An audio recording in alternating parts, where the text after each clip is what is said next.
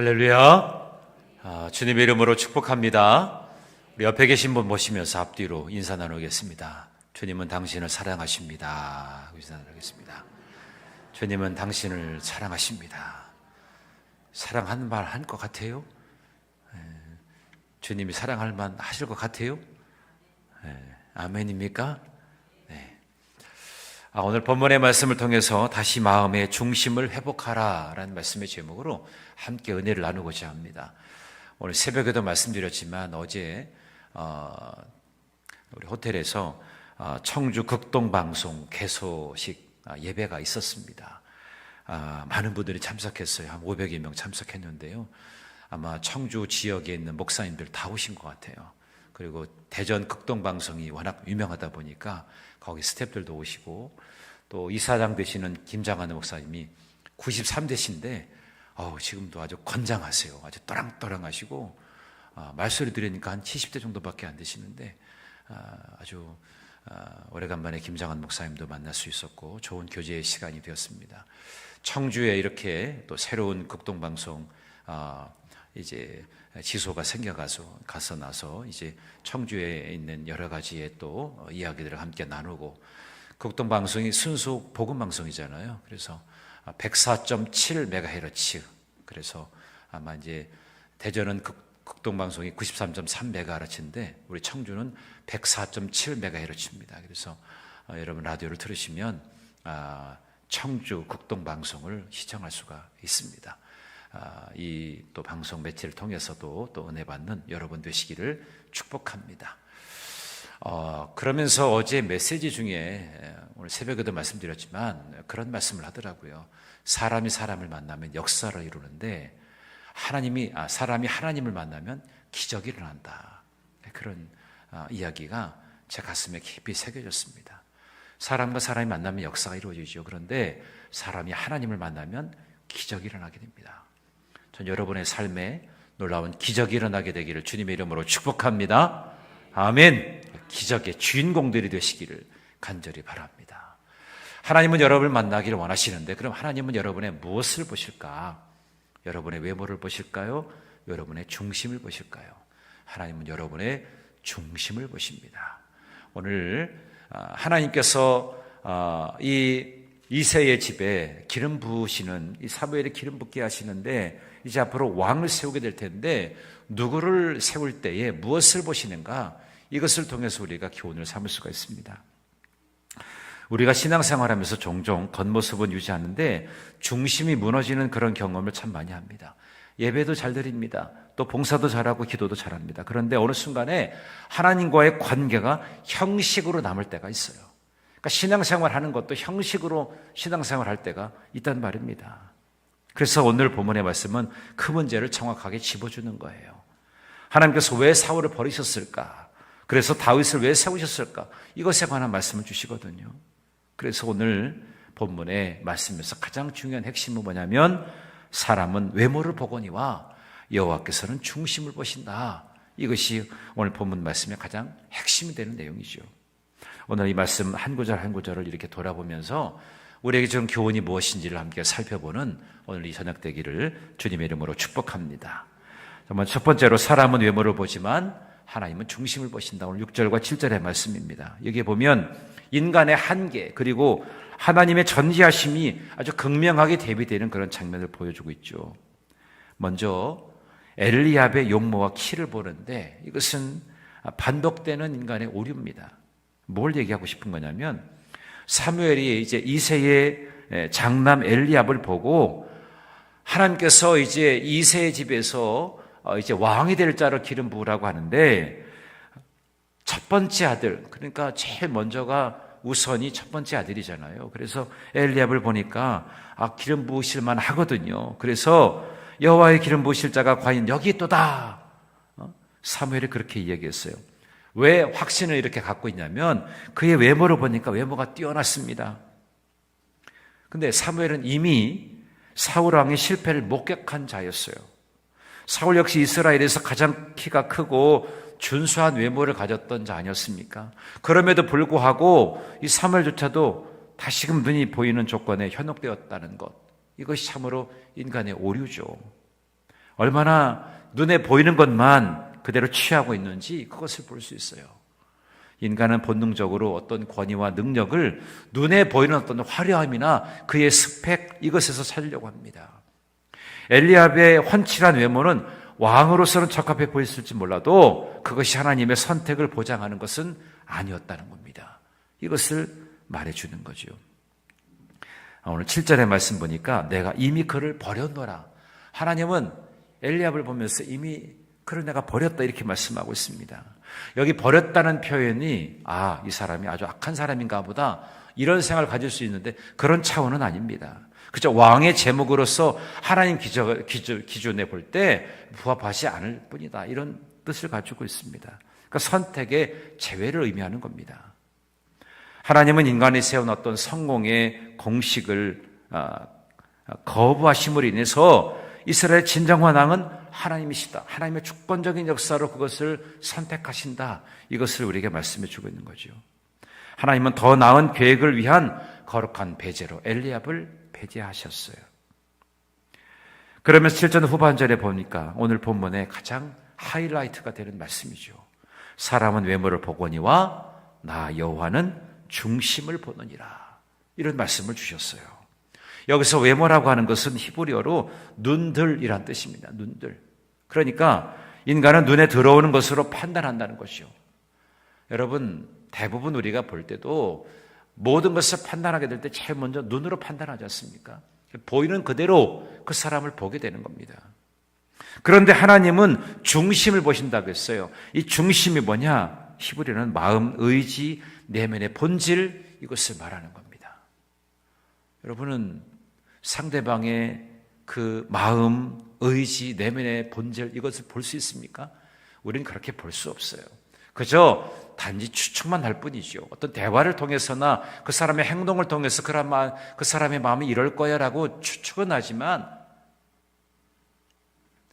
10길 물속은 알아도 한 길 사람 속은 모른다는 게 그게 그렇지 않습니까? 사람의 마음은 알 수가 없어요. 아무리 가까운 사람이라 할지라도요, 그 마음은 알 수 없습니다. 중심을 살피시는 분은 하나님이십니다. 그래서 하나님은 뭘 보느냐? 겉으로 드러나 보이는 모습을 보는 것이 아니라 그 사람 마음속에 있는 중심을 보시는 거예요. 하나님은 사람의 거칠애나 연출된 모습이 아니라 아무도 보지 않을 때의 모습, 아무도 보지 않을 때 그 사람이 무엇을 하는가? 하나님 그것을 보신다는 겁니다. 그리고 하나님을 향한 진실한 태도를 항상 감찰하신다는 거죠. 다윗이 들판에서 양을 치고서 하나님을 찬양하였던 그 보이지 않는 그 시간들, 그것은 하나님께서 주목하신 그 중심이었어요. 하나님은 이미 다윗에게 주목하고 계셨던 거지요. 여러분, 우리의 신앙도 마찬가지입니다. 예배를 드리거나 봉사하고 직분을 감당하는 건 이 모든 것은 외적으로 드러나 보이는 모습입니다. 그런데 하나님은 우리에게 오늘 이 시간에 질문하고 계신 거예요. 내 중심이 지금 어디에 있느냐? 여러분, 지금 예배를 드리면서 하나님을 향한 우리의 마음을 드리고자 하는 마음이 있지만 당신의 마음속에 중심이 뭐냐? 이것을 하나님은 우리에게 질문하고 계신 거예요. 너의 중심이 뭐냐? 예수님 시대에도 바리새인들과 같이 아주 완벽한 외모의 신앙을 가진 사람도 있었어요. 금식도 잘하지요, 기도도 잘했죠, 11조도 잘합니다. 그런데 예수님은 그들 향해서 뭐라고 말씀하셔요? 회칠한 무덤이다. 회칠한 무덤이다. 겉은 깨끗해 보이지만 속은 죽어있는 자다, 썩어있는 자다, 이렇게 말씀하신 겁니다. 여러분, 신앙의 본질이라고 하는 것은요, 보이는 것이 아니라 하나님이 보시는 것입니다. 그게 신앙의 본질이에요. 하나님이 여러분을 보신다면 여러분의 모습은 어떤 모습일까? 외적 모습 아니고 내적인 모습에 여러분 내면에 지금 어떤 생각을 가지고 있습니까? 어떤 마음으로 하나님을 예배하고 있습니까? 특별히 이번 한 주간이 고난주간인데 고난주간을 우리가 지내면서 여러분 마음속에 주님을 대하는 태도가 어떤 중심을 가지고 있느냐라고 하는 겁니다. 이것을 우리가 주님 앞에 온전하게 드릴 수 있어야 된다는 겁니다. 그 두 번째로 하나님의 선택은 사람의 기준과 다르다는 것을 8절부터 11절에 다시 한번 강조해 주고 있어요. 다윗의 형들이 차례대로 사마리아 앞을 지나갑니다. 그런데 하나님께서 그들 모두를 다 거부하십니다. 이것은 인간의 관점으로 볼 때 그것과 하나님의 선택 사이가 얼마나 간극이 있나, 얼마나 사이가 벌어져 있나 이것을 보게 되는 겁니다. 사무엘은 장남 엘리압을 보았을 때 그의 훤칠한 키와 유머를 보고 야, 여기 이 사람이면 되겠구나라고 했지만 하나님은 그의 키와 용모를 보지 말라고 했어요. 인간은 눈에 보이는 자격을 보지만 하나님은 보이지 않는 중심을 보신다는 것, 이것을 우리가 항상 염두해야 된다는 겁니다. 하나님의 선택은 어떤 스펙이나 어떤 그 사람의 거치대가 아니라 하나님을 향한 그 순수한 사랑이 있는가, 그 사랑이 그 인격의 뿌리에 박혀 있는가, 이것을 보시는 거예요. 여러분, 신앙생활 오래 한 것이 여러분의 자랑이 되지 않기를 바랍니다. 신앙생활 오래 했다면 깊이 있는 그 향기로움, 그리스도의 향기가 있어야 되겠지 않습니까?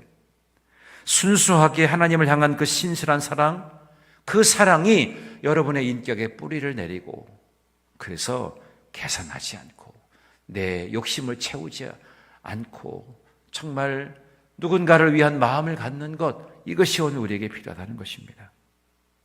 하나님은 중심을 보는 거예요. 사람에게 보이기 위한 신앙이 아니라 보이지 않는 곳에서도 정말 최선을 다해서 성실하게 우리가 믿음 생활 잘하는 것, 그것을 하나님께서는 보시게 된다는 겁니다. 이새의 아들 7이 모두 다 지나갔지만 이도 택하지 아니하셨느니라 그랬어요. 반복해서 이야기하죠.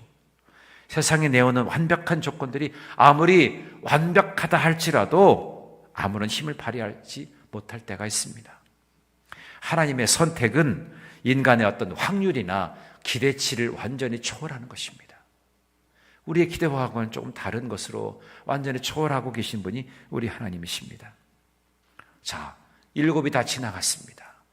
이것이 너희 가정에 자녀가 다 왔느냐 그랬을 때 오늘 11절의 말씀 보니까 아직 막내가 남았다 그랬어요. 하나님은 소외된 자를 부르십니다. 내 아들이 다 여기 있느냐라고 물으니까 그제야 막내 다윗을 이야기하면서 그가 양을 지키고 있습니다. 양을 지키고 있는 막내 아들이 있습니다. 그렇게 이야기하죠. 다윗은 형들이 이제 사무엘과 함께 제사를 드리는 중요한 자리에 초대받지 못했어요. 그래서 그는 가족조차도 그를 왕의 후보로는 전혀 고려하지 않았던 거죠. 넌 막내니까 넌 여기서 제외될 거야. 아예 처음부터 제외시켰어요. 그래서 너 원래대로 하던 거 해. 이새가 그렇게 이야기했던 겁니다. 그래서 다윗은 짐승의 냄새를 맡으면서 양을 치던 그런 소외된 자였습니다. 그런데 하나님은 잊고 있었거나 중요하게 여기지 않는 사람을 주목하신다는 거예요. 눈에 보이는 좀 화려하게 뭔가 드러내 보여지는 그런 사람에 하나님께서는 주목하는 것이 아니라 세상은 잊어버릴 수 있고 대단히 중요하지 않다고 생각하는 그런 사람들을 하나님께서는 주목하고 계시다는 겁니다. 다윗이 양을 치면서 충성했지요. 그 작은 자리가 하나님께서 그를 이스라엘 목자로 선택하는 훈련의 장이었습니다. 자기에게 주어진 자리에 최선을 다하는 거죠. 그것을 하나님께서는 보셨다는 겁니다. 여러분, 다윗의 선택은 인간의 계산이 끝난 지점에서 시작되어지는 하나님의 은혜를 상징하는 것입니다. 사람들은 계산을 합니다. 그 끝에서 결국에 하나님의 은혜가 시작되어지는데 다윗을 선택한 그 모습을 보면 우리가 이것을 알게 됩니다. 여러분, 그래서 사람은 가능성이 있는 사람을 선택하지만 하나님은 중심이 준비된 사람을 선택하시는 거예요.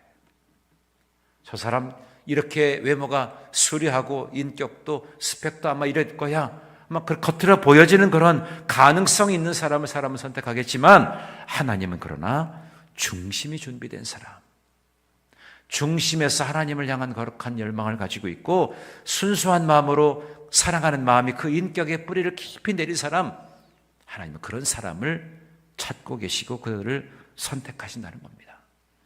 아무도 보지 않는 자리에서 하나님과 동행하는 삶을 살아가는 자, 그것이 바로 다윗의 중심이었습니다. 오늘 그래서 여기서 우리가 가장 중요하게 여겨야 되는 것은 뭐냐면 하나님은 눈에 띄는 사람이 아니라 하나님께 붙어 있는 사람을 선택하신다는 겁니다. 전 여러분들이 매 순간순간마다 하나님께 붙어 있는 자가 되기를 주님의 이름으로 축복합니다. 그냥 사람들의 눈에 띄게 하기 위해서 뭐 치장을 멋있게 하고 향수를 진하게 뿌리고 또 이 머리도 아직 뭐 이상 야릇하게 하고 뭐 이런 게 중요한 것이 아니라 하나님께 늘 붙어 있는 것. 그래서 하나님의 마음이 곧 내 마음인 것처럼 그렇게 느끼고 살아가는 그런 사람들, 바로 그런 사람들이 하나님께로부터 선택받는다는 것을 여러분 꼭 염두하게 되기를 주님의 이름으로 축복합니다. 이제 마지막으로 세 번째 말씀드릴 텐데요. 중심이 회복될 때 하나님의 기름 부으심이 임하게 됩니다. 그것이 오늘 12절과 13절의 말씀이에요. 자, 12절과 13절의 말씀을 우리 함께 다시 한번 읽어보도록 하겠습니다. 12절과 13절입니다. 시작. 이에 사람을 보내어 그를 데려오매 그의 빛이 붉고 눈이 빼어나고 얼굴이 아름답더라. 여호와께서 이르시되 이가 그니 일어나 기름을 부으라 하시는지라. 사무엘의 기름 뿔병을 가져다가 그의 형제 중에서 그에게 부었더니 이날 이후로 다윗이 여호와의 영에게 크게 감동되니라. 사무엘이 떠나서 라마로 가니라. 아멘. 자, 오늘 제가 말씀드리고 싶었던 것은 이 부분입니다. 하나님은 외모를 보지 않고 중심을 보신다고 했는데 그 베일에 쌓여있던 다윗이 등장하게 됩니다. 그가 이스라엘의 차기 왕으로 공식적인 인준을 받게 되는 결정적인 순간이 바로 12절과 13절에 기록되어져 있어요. 그는 12절에 보니까 빛나고 아름다운 외모 속에 감춰진 그 중심이 있었습니다. 다윗이 들어왔을 때 그의 외모를 어떻게 사무엘이 표현합니까? 그의 빛이 붉고 눈이 빼어나고 얼굴이 아름답더라 그랬어요. 근데 앞에 7절에서는 하나님께서 외모를 보지 말라고 했잖아요. 근데 사무엘은 지금 보니까 외모가 지금 이렇거든요. 빛이 나고요. 눈이 빼어나고 얼굴이 아름답다 그랬어요. 그래서 제가 해보려고 하다가 안 했는데 이따가 집에 가서 AI한테 한번 물어보려고 그래요. 다윗이 그의 빛이 붉고 눈이 빼어나고 얼굴이 아름답다고 했는데 이걸 한번 좀 그려줘봐. 요즘에는요, 이 AI가 참 착해가지고 내가 명령만 내리면 거기에 따르는 그 모습을 그려줘요. 그래서 제가 말씀 준비하다가 이걸 해봐야지. 그래서 보여드리려고 하는데 시간이 부족해가지고 제가 그걸 못 그렸어요. 근데 여러분이 한번 그려보세요. AI로. 다윗의 모습이 어땠을까? 와, 과연 빛이 나네. 얼굴이 진짜 아름답네. 그 정도인가?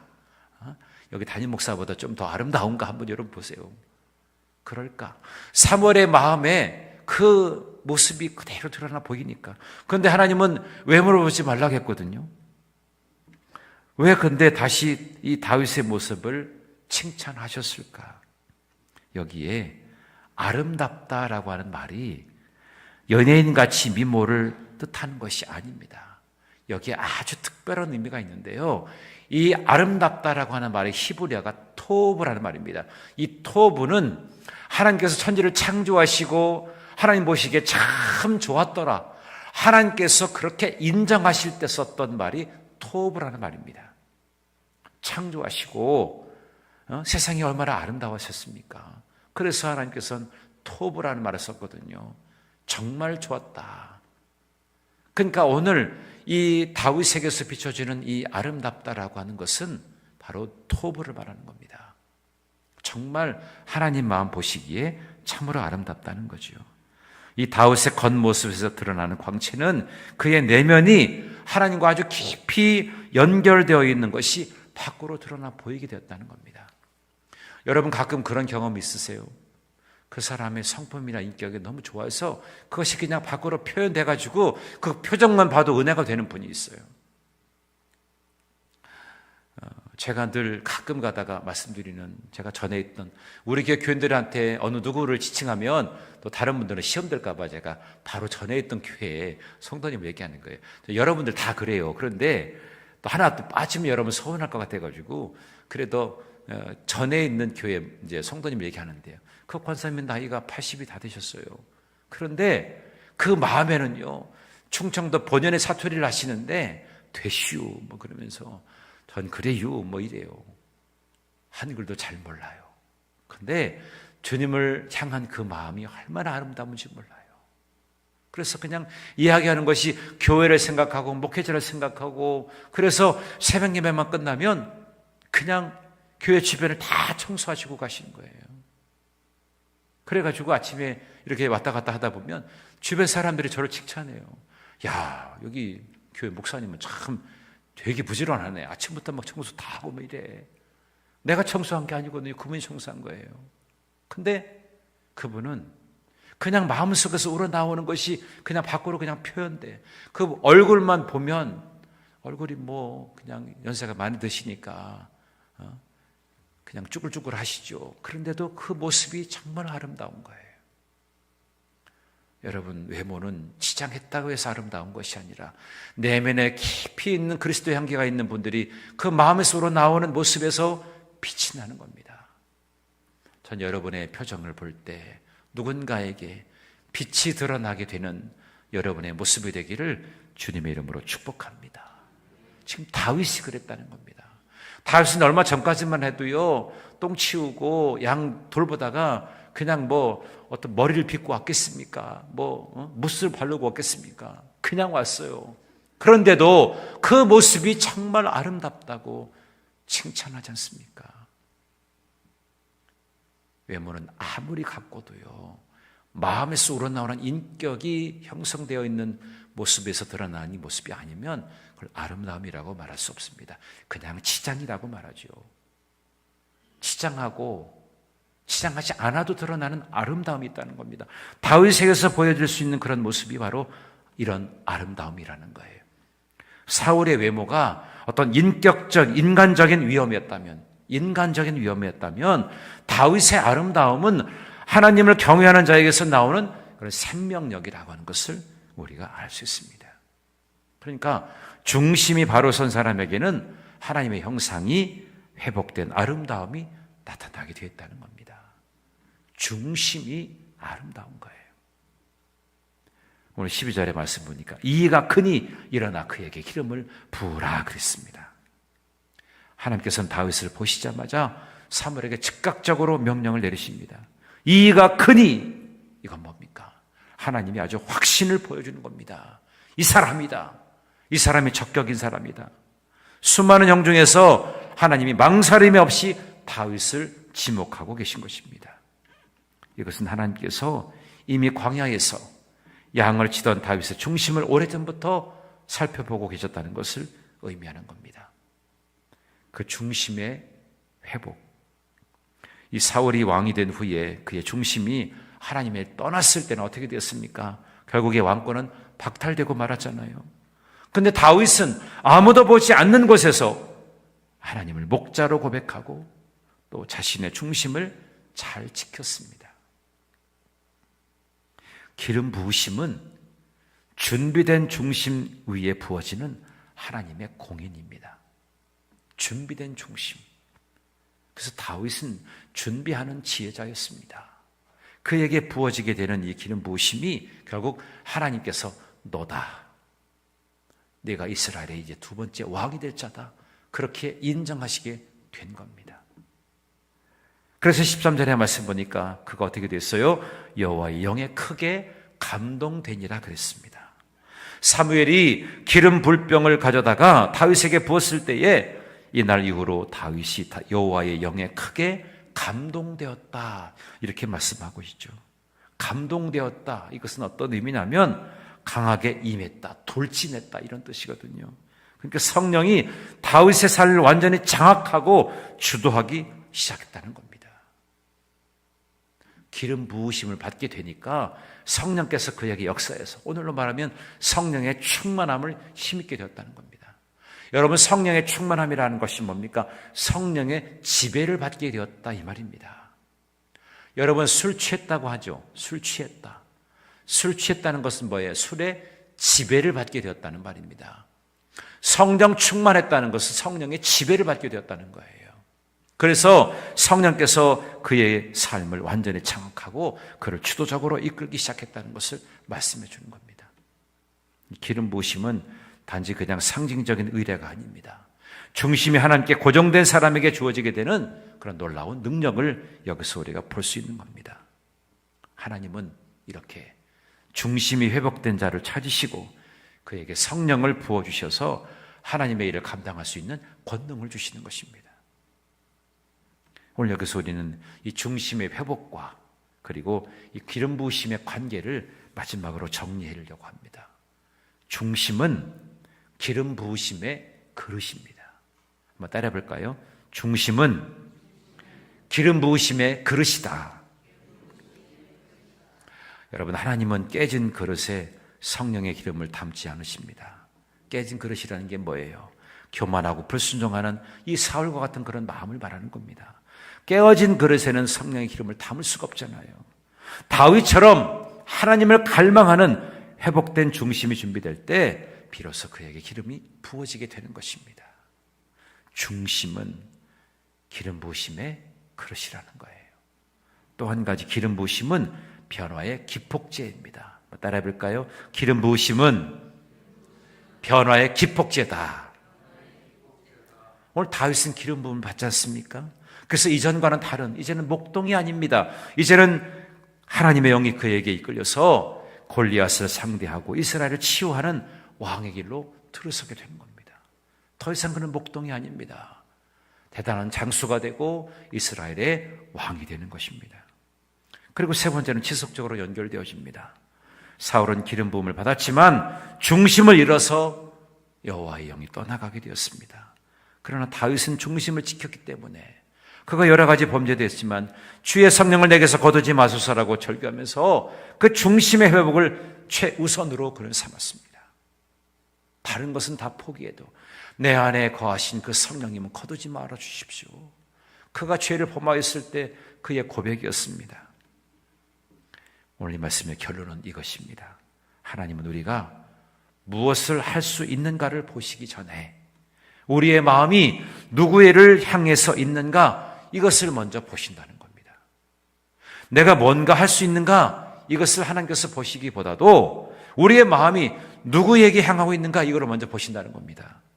그 중심이 하나님께 맞춰져 있을 때 세상이 감당하지 못할 하늘의 기름 부으심이 그때부터 시작되어지는 것입니다.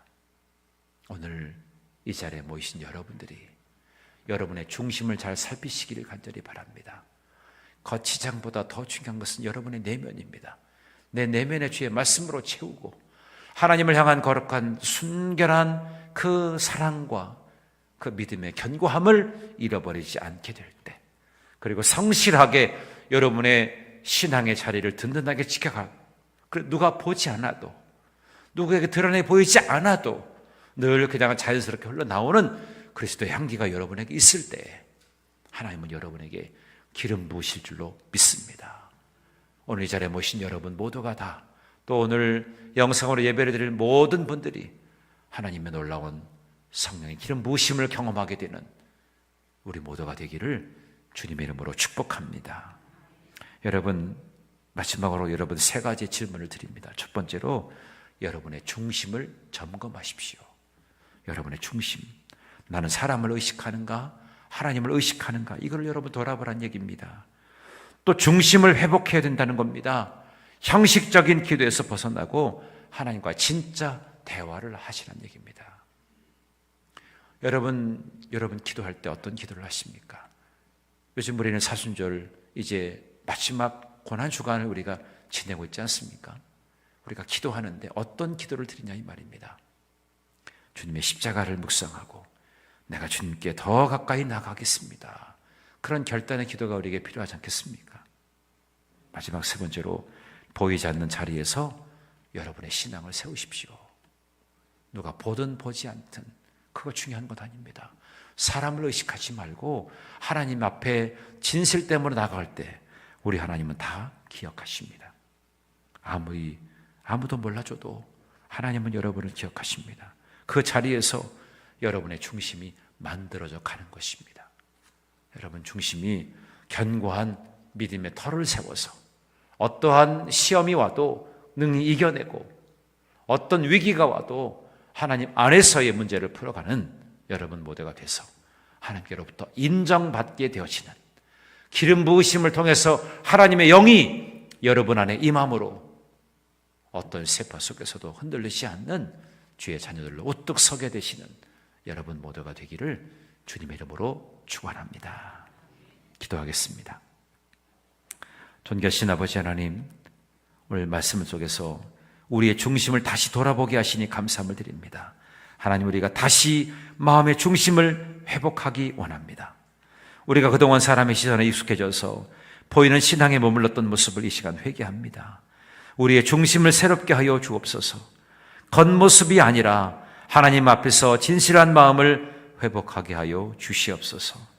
아무도 보지 않는 자리에서도 하나님을 바라보며 살아가는 믿음을 허락하여 주시고 다윗처럼 중심이 준비된 그런 사람으로 서게 하셔서 그 위에 하나님의 영이 임하는 은혜를 입을 수 있도록 하나님 도와주옵소서.